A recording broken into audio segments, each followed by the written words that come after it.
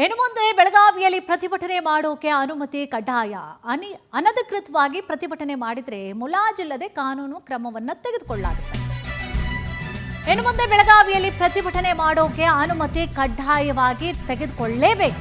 ಅನಧಿಕೃತವಾಗಿ ಪ್ರತಿಭಟನೆ ಮಾಡಿದ್ರೆ ಮುಲಾಜಿಲ್ಲದೆ ಕಾನೂನು ಕ್ರಮವನ್ನು ತೆಗೆದುಕೊಳ್ಳಲಾಗುತ್ತೆ. ಬೆಳಗಾವಿ ಪೊಲೀಸ್ ಆಯುಕ್ತ ಭೂಷಣ್ ಭರಸೆ ಖಡಕ್ ಎಚ್ಚರಿಕೆ ಕೊಟ್ಟಿದ್ದಾರೆ. ವಿಡಿಯೋ ಹೇಳಿಕೆ ಬಿಡುಗಡೆ ಮಾಡಿ ಎಚ್ಚರಿಕೆ ನೀಡಿದ್ದಾರೆ ಕಮಿಷನರ್.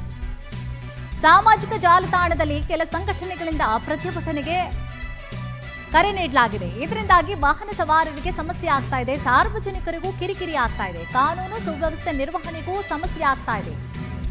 ಸೊ ಪ್ರತಿಭಟನೆಗೂ ಮುನ್ನ ಪೊಲೀಸ್ ಪರವಾನಗಿಯನ್ನ ಪಡೆದುಕೊಳ್ಬೇಕು. ಸೊ ಹೀಗಂತ ಸೂಚನೆ ಕೊಟ್ಟಿದ್ದಾರೆ. ನೋಡಿ, ಸುಮ್ಮನೆ ಪ್ರತಿಭಟನೆ ಅಂತ ಮಾಡ್ಬಿಡೋದು, ಅವ್ರಿಗೆ ಇಷ್ಟ ಬಂದಂಗೆ ನಮ್ಗೇನೋ ಪ್ರಾಬ್ಲಮ್ ಆಗ್ತಾ ಇದೆ ಅಂತ ಇದರಿಂದಾಗಿ ಸಾಕಷ್ಟು ಸುಮಾರು ವ್ಯಕ್ತಿಗಳು, ಸುಮಾರು ಸಂಘಟನೆಗಳು ಸೋಷಿಯಲ್ ಮೀಡಿಯಾದಲ್ಲಿ ಯಾವುದೇ ಪ್ರತಿಭಟನೆ ಅಥವಾ ರ್ಯಾಲಿಗೆ ಕರೆ ನೀಡ್ತಾ ಇದ್ದಾರೆ.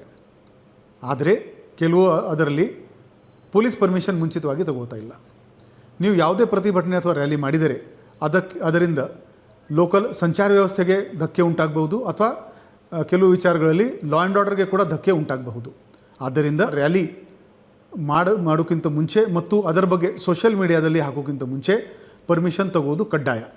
ಪರ್ಮಿಷನ್ ತಗೊಳ್ಳದೆ ಸೋಷಿಯಲ್ ಮೀಡಿಯಾದಲ್ಲಿ ಹಾಕಿದರೆ ನಿಮಗೆ ಕಾನೂನಿ ನೋಟಿಸ್ ಜಾರಿ ಮಾಡಲಾಗೋದು ಮತ್ತು ನಿಮ್ಮ ಕರೆಗೆ ಕೇಳಿಕೊಂಡು ಯಾರು ಅಲ್ಲಿ ಬಂದರೆ ಮತ್ತು ಅಲ್ಲಿ ಏನಾದರೂ ಅನಾಹುತ ಆದರೆ ನೀವು ಅದಕ್ಕೆ ನೇರವಾಗಿ ಹೊಣೆಗಾರರಾಗ್ತೀರಿ. ಬೆಳಗಾವಿನಲ್ಲಿ